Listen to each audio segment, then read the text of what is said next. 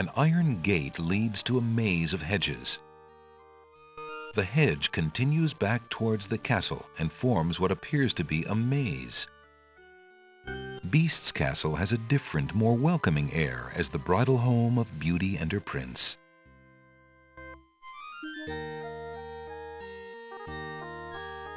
A fountain in the middle of the clearing bubbles with fresh, glittering water.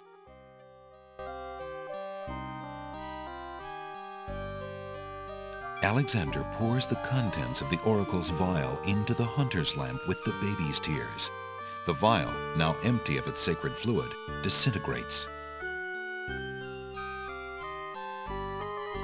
Alexander fills the hunter's lamp to the brim with the fountain water.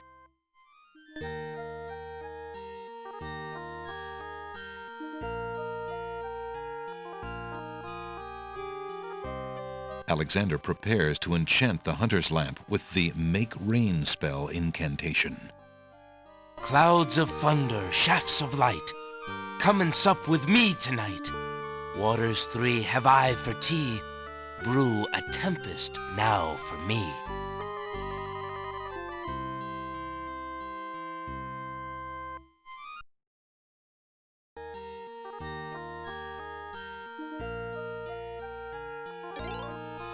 The lamp in Alexander's hand gives a little perk. He hopes the spell works despite his makeshift teapot.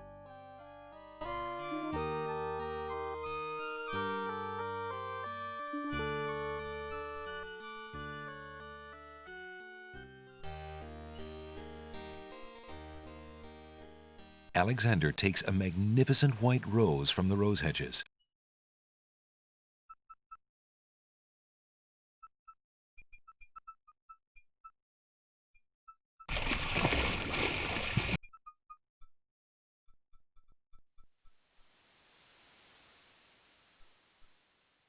Alexander pulls out his magic map.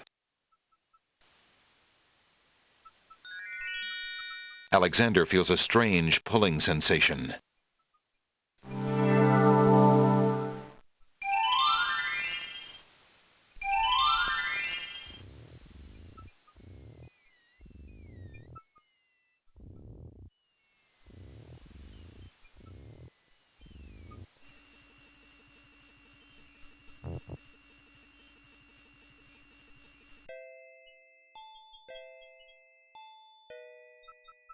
There's a small bottle on the coffee table.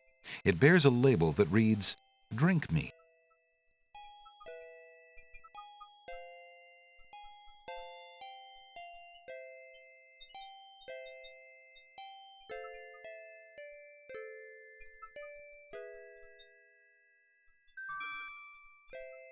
Alexander picks up the bottle.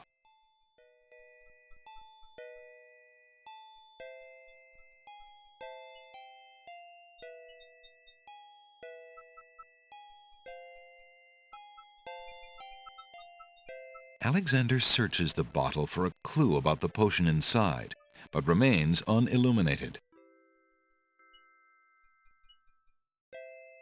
Alexander decides to swallow the potion in the bottle labeled "Drink Me" to see what happens. Suddenly, his vision fades to black. His lungs become too heavy to breathe. His heartbeat slows.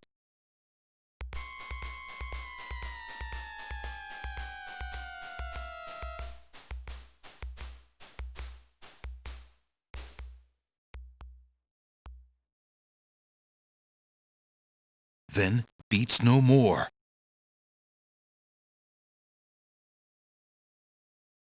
Suddenly, his heart takes a lurch, then beats strong.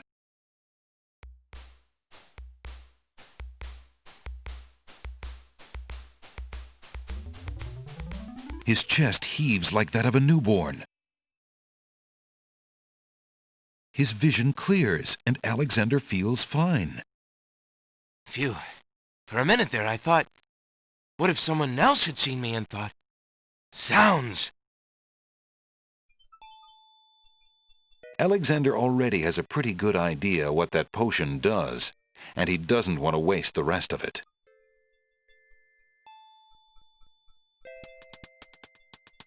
Those snapdragons don't like Alexander getting so close.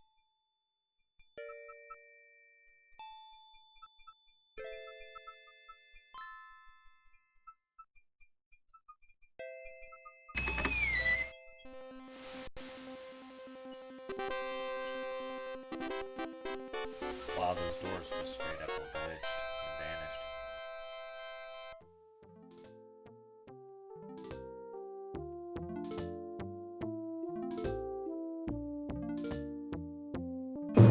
Your Highness may as well spend her royal time contemplating something else. The lump of coal shall be sent to the Castle of the Crown under my name, and that's all there is to it. No, it shan't. Yes, it shall. If the coal is sent in your name, I shall royally decree a ban on all red on this isle. You do, and I shall royally decree that white shall be henceforth used for all mopping up of cabbage stew. You wouldn't dare! Oh, wouldn't I? Oh, it's you! Have you thought of any more of those brilliant ideas of yours? Perhaps you should allow your sister queen the coal and be content with the spoiled egg. Oh, perhaps you should keep your opinions to yourself. It would be noble of you to give the coal to the White Queen, since she desires it so much. Don't be silly. She desires the moon as well. I suppose that should be given to her as well. Alexander has a pitch-black lump of coal that he found in the Isle of the Mists.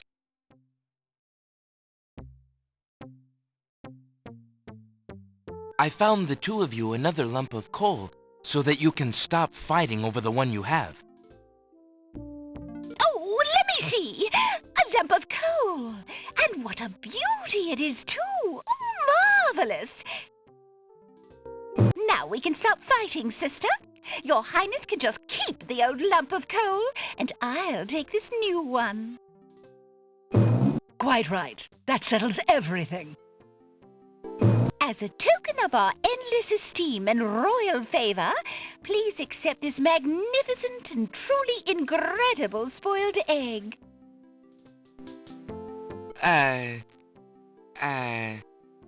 Thanks.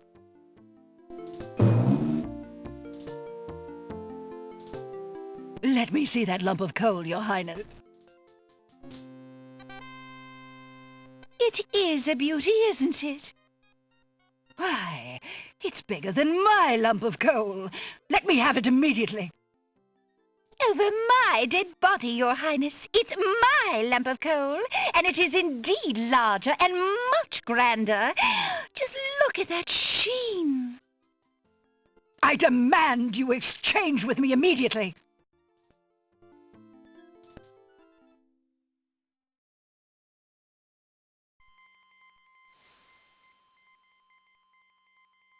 A red chess knight stands at the top.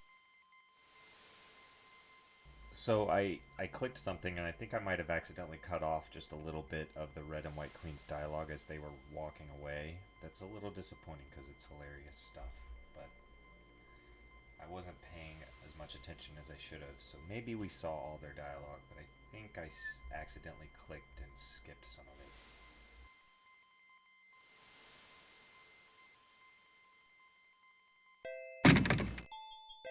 The spoiled egg has a slightly yellowed shell that bulges in spots from the pressure of the gases inside.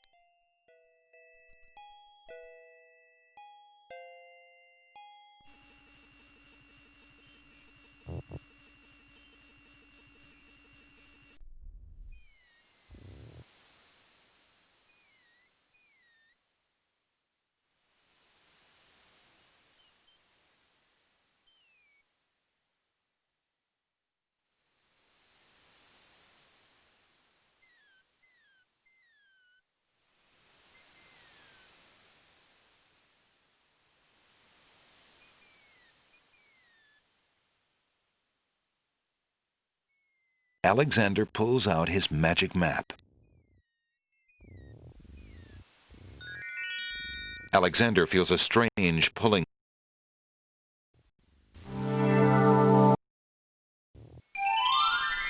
Okay, yeah, so I definitely cut off some of the Queen's dialogue at the end there. That sucks.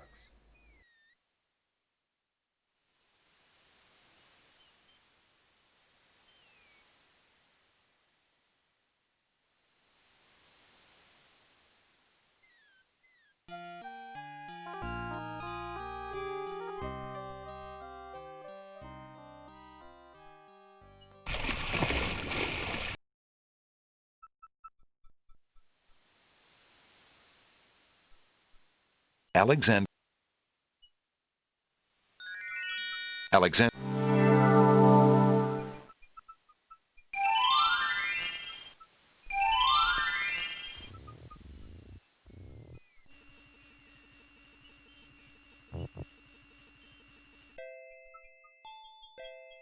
A cure.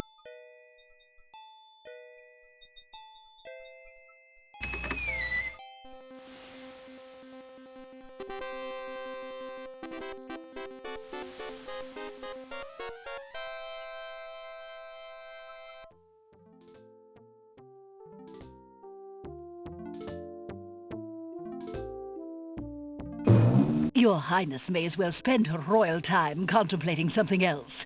The lump of coal shall be sent to the Castle of the Crown under my name, and that's all there is to it. No, it shan't. Yes, it shall. If the coal is sent in your name, I shall royally decree a ban on all red on this isle. You do, and I shall royally decree that white shall be henceforth used for all mopping up of cabbage stew. You wouldn't dare! Oh, wouldn't I? Oh, it's you! Have you thought of any more of those brilliant ideas of yours?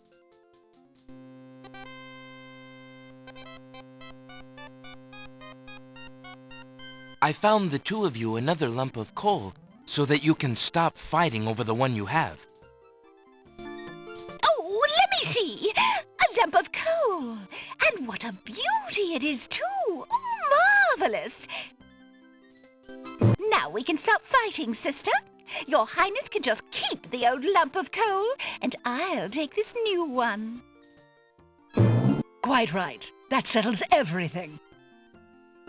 As a token of our endless esteem and royal favor, please accept this magnificent and truly incredible spoiled egg.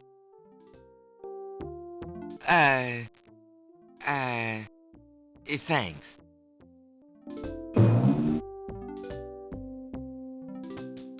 Let me see that lump of coal, Your Highness. It is a beauty, isn't it? Why, it's bigger than my lump of coal. Let me have it immediately. Over my dead body, Your Highness. It's my lump of coal, and it is indeed larger and much grander. Just look at that sheen. I demand you exchange with me immediately.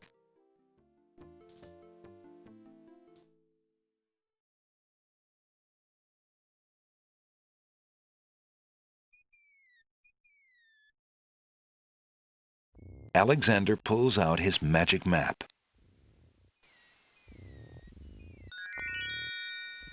Alexander feels a strange pulling sensation.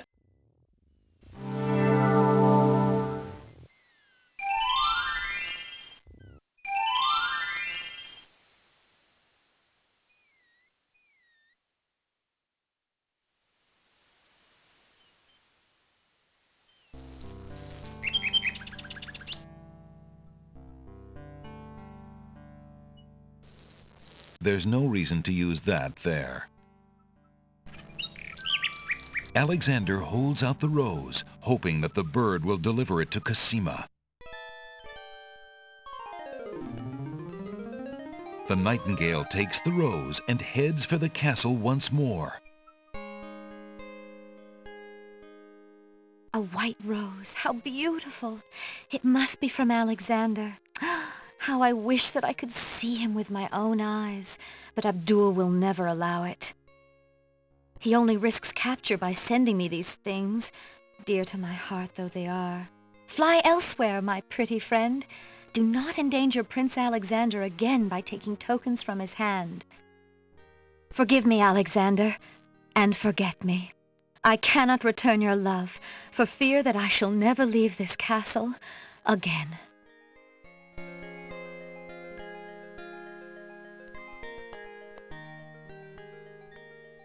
Alexander waits in vain for Cosima's nightingale to return, but the bird does not. Could there be something wrong? Or does Cosima simply not welcome his attentions further?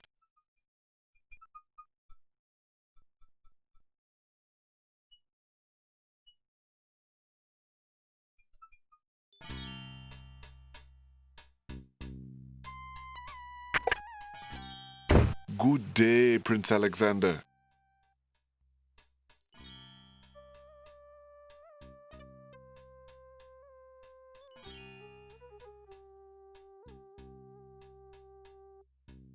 Alexander suddenly gets a very sneaky idea. I can't go on anymore. Without Cosima, I'd just rather not live. Prince Alex, no! It's true. The Wazir has beaten me. I give up. Poison is my last resort. Stop! I am no more.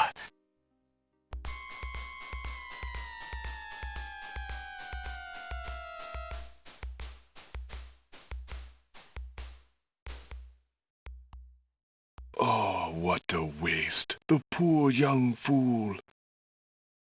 He's dead. He's dead. Wait until Abdul hears. He'll be so pleased.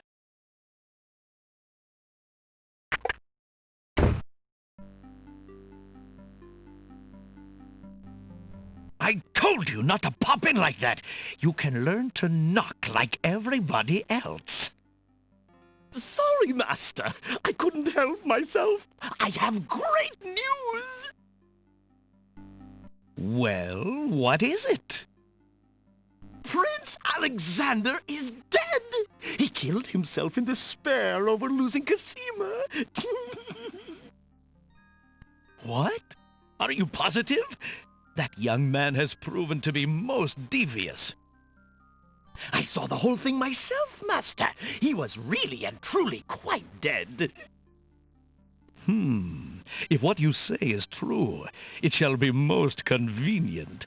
You've spent enough time on that little irritant. We must start thinking about the wedding. Anything, Master? Oh, I do love weddings. Well, we do want you to look your prettiest, don't we? Now, Shamir Shamazel, to the lamp with you. Prepare yourself, as we discussed.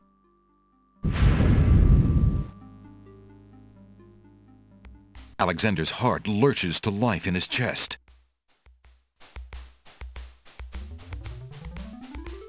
Prince Alex! But you were...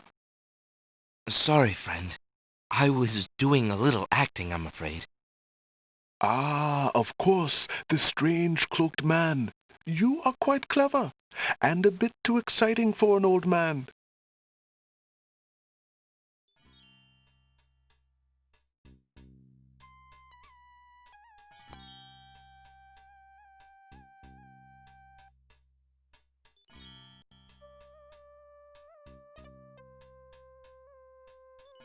Would you mind if I traded this in?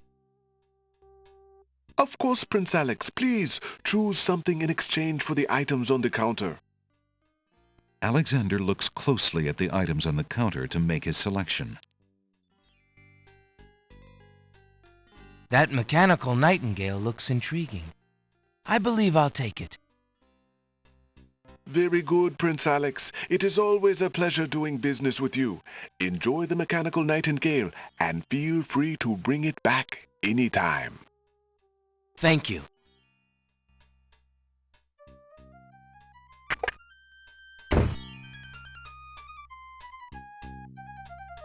Good day, peddler. Good day, sir. If you would like To get one of my fine new lamps, I'll need an old lamp in trade. Isn't it a rather bad...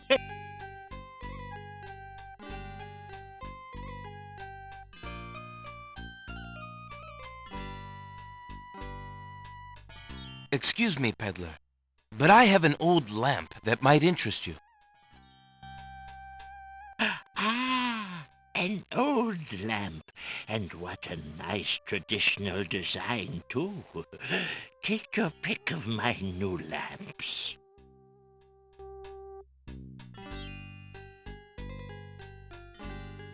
One of the lamps is made of blue-colored glass and has a tall, thin neck and a cork-like cap. One of the lamp seller's lamps has an open oriental style and is made of decorated papered fabric. One of the lamp seller's lamps looks quite similar to Alexander's hunter's lamp, but is shiny and new. Its spout is only decorative, unlike Alexander's lamp, and is plugged with brass. One of the lamp seller's lamps is long and narrow. It's open at either end like a lantern and is made of flowered blue paper. One of the lamp seller's lamps is a small green metal lamp. The handles on either side of the lamp remind Alexander of a sugar bowl. One of the lamp seller's lamps is squat and red with a corked top. Ah, a fine choice, my son. Here is your new lamp. Good day, and I thank you, sir. Good day.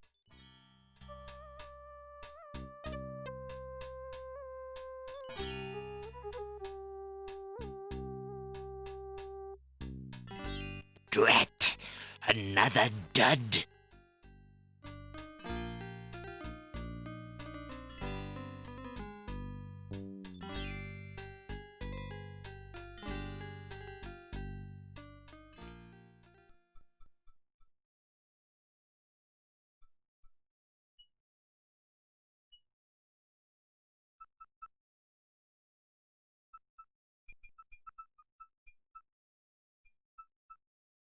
A group of serving women approach the castle. Ah, Wolf! More serving women!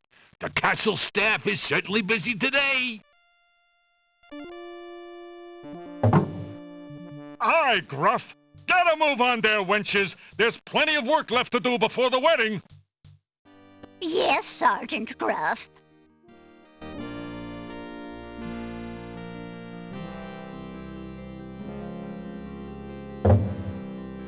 Those serving wenches are always late!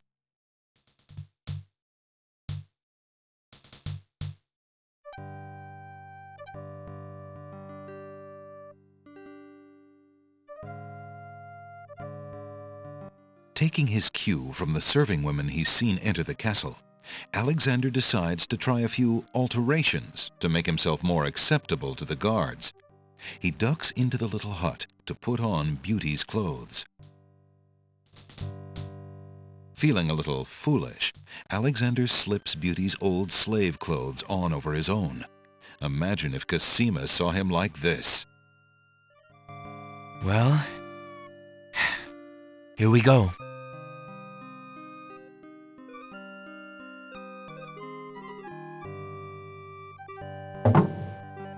You there! Girl! You're late! Get a move on before the Wazir sees you! Yes. Yes, sir.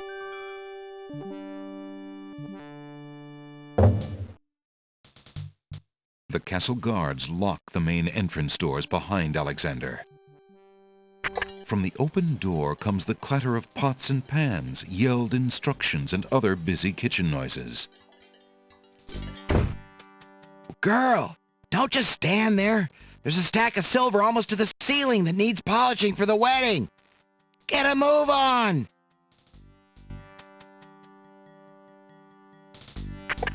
Phew. I can't afford to get caught up in that mess. I'd never find Cosima.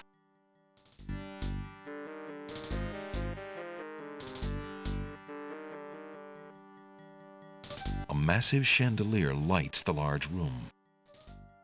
On the north wall is a set of large double doors.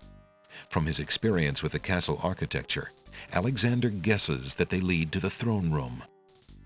There's a keyhole in one of the double doors. There's a door on the east wall under the stairs.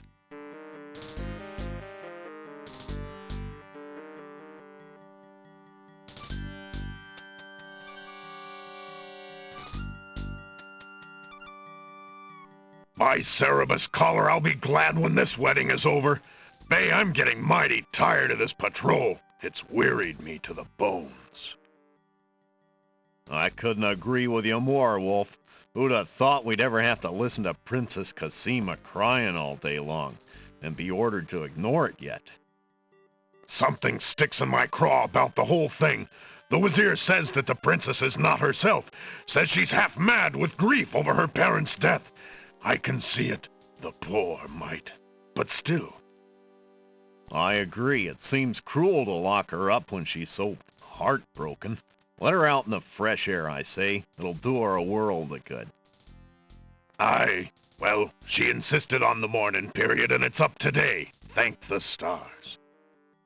It's too bad we couldn't find that nightingale of hers. The Wazir says she's been pining for it.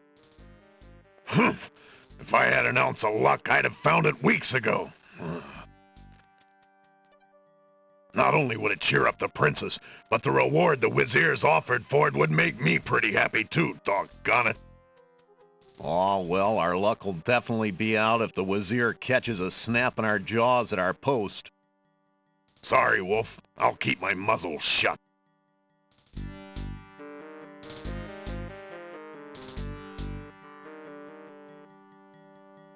Two guard dogs patrol the upstairs hallway.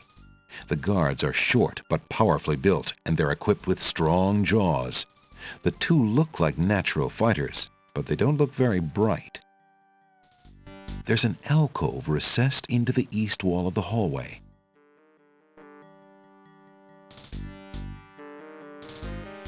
Alexander hears the guard's footsteps pause for a moment, then start up again. They must have turned at the end of the hallway and be on their way back towards the stairs.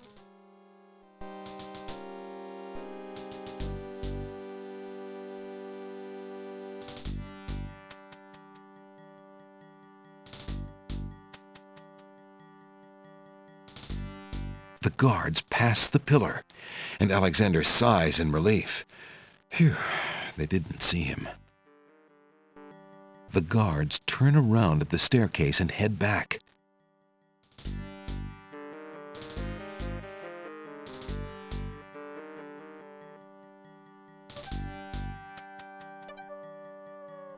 Phew, that was a close one.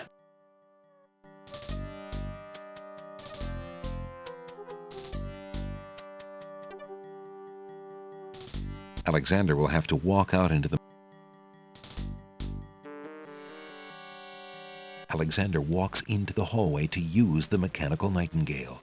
Alexander winds the mechanical nightingale and places it strategically on the floor of the upstairs hallway.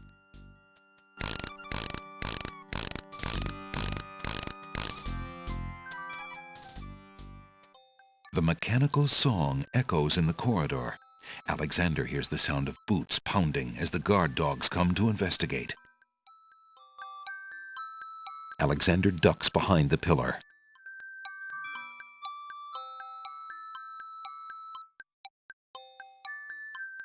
Look at this, Wolf. A metal bird. Sure is, Bay. How do you suppose a metal bird got in here?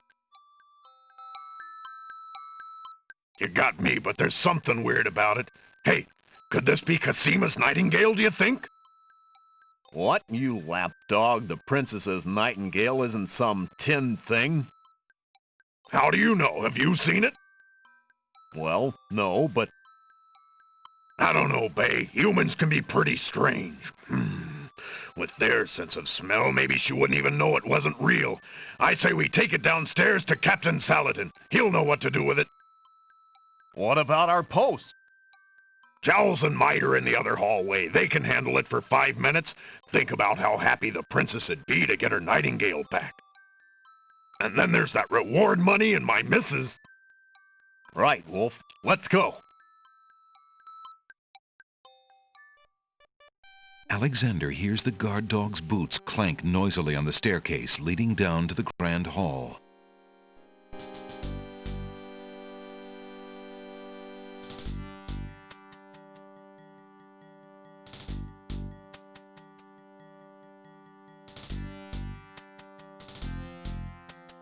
Alexander checks behind the portrait.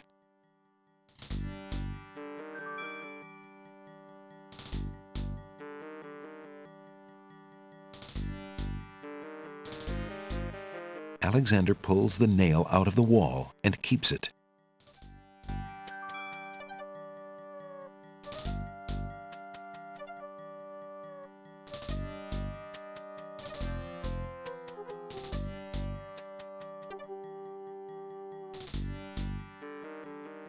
There's no reason to use that on the door.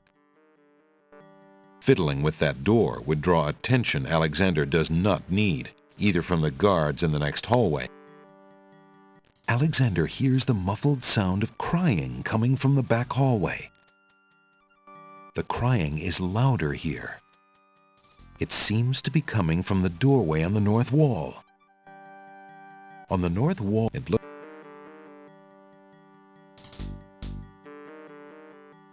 Uh-oh, company. Hi. Nice castle. Cheeky, isn't he? Grab him, Jowls. I bet this is the foreigner we were told to look out for. Well, let's lock him up and go tell Saladin. He'll tell us what kind of fish we've caught. Right, Jowls?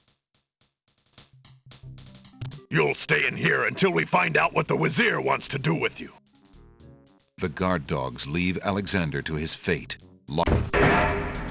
The sound of running footsteps echoes outside Alexander's cell. What are you doing down here, Shrew? We've already got him locked up. Go back to your post upstairs. The Wazir wanted to know what all the commotion was about, and I told him about the intruder. He told me to post extra guards on this one. Extra guards, huh? So be it. Just as Alexander realizes that he has no possible means of escape, he hears the sound of wedding music playing somewhere in the castle. Confound this dungeon! I'll never be able to stop the wedding now.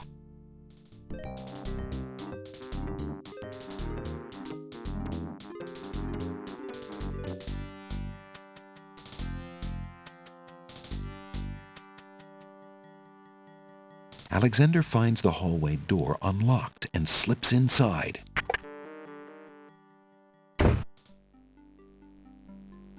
A storage trunk sits at the foot of the bed. The trunk bears a large brass lock.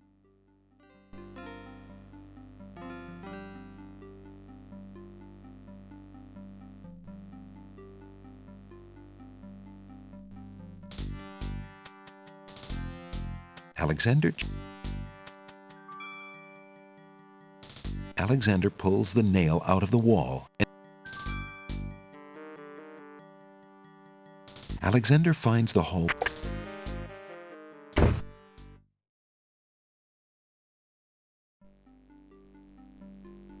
Alexander wiggles the nail in the trunk's lock until he hears a click. Alexander opens the trunk. It looks like the owner of this trunk is quite the correspondent. The stack of letters appears to be ordered by date because the top one is dated only a month ago. Alexander picks up the most recent letter and examines it. The letter is addressed to Abdul al-Hazred from the wizard Shadrach. It reads, "Greetings to a brother of the Black Cloak. I was sorry to hear of great Mordak's death, though he was a bit of a ninny at chess. It seems the plans for that little kingdom of yours are coming along.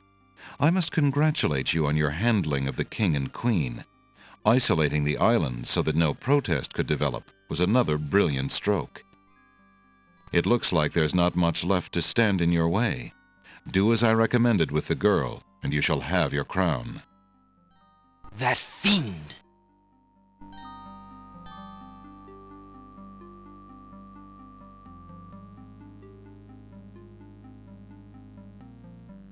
there's a box of ebony on the table. Alexander opens the ebony box and looks inside. Inside the ebony box is a piece of paper with the word Zebu printed on it.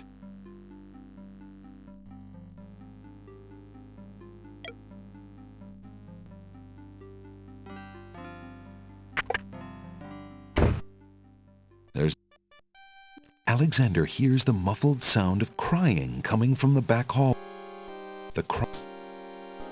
Hello? Is there someone in there? Who's there? Cosima, is that you? It's Alexander. Alexander, is it really you? When Sing Sing brought me your ring, I could scarcely believe it. How did you get inside the castle? Never mind that now, Princess. It isn't important. What can I do to help you? Do you want me to get you out of there? There's a padlock on the door, but I think... No, please. Don't even think about that. There are guards everywhere, and the Wazir would have you killed if he found you. You shouldn't even risk being outside my door. Please go now, Alexander. But what about you? I can't just leave you locked up like this. The only way out for me is to stop the Wazir. See what you can do out there. In the meantime, I should be safe enough. He hasn't harmed me yet. Besides, if I can get my hands on something with which to defend myself, I'm pretty sure I'll get a chance to use it. The Wazir feels safe around me. No one else can get that close. You're so brave, Princess. But it's too dangerous. Have you forgotten where we met? What is Abdul compared to Mordak? I'll be fine. Now go! Alexander hesitates. I'll do as you say. I will find some way to help you, Cosima. I swear it. I believe you, Alexander. Please, be careful.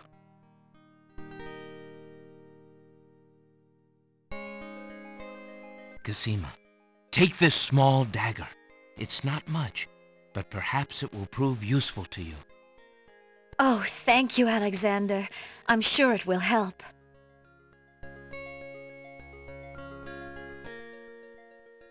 Alexander hears the guards approaching from the stairs. The nail would only mar the nail. Alexander puts the nail back into the wall. Alexander puts the heavy portrait back on the wall.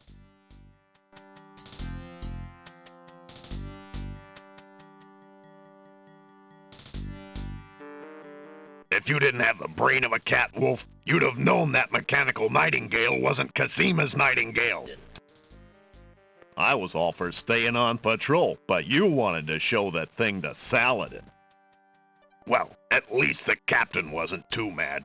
He's a good honest dog, Saladin is. I wish the same could be said for our... Hush! Do you want to be dazzled, you fool? Somewhere nearby, a door opens. Greetings, Shamir, sir. A petulant voice snaps a response at the guards. The wedding is about to begin. Make sure everything is secure. Yes, sir. Footsteps retreat down the hall towards the back hallway. Alexander hears the distant sounds of chains rattling. A door opens. There's a small commotion and a woman's sharp cry. Cosima! Gradually, the sounds fade away off to the east. All is silent. If it weren't for him being the Wazir's page and all, I'd have something to say about that.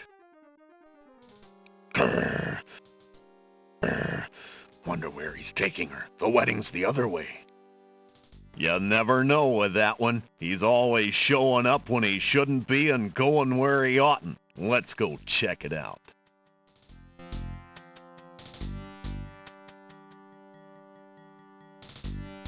The guard dogs seem to have stopped at the back hallway.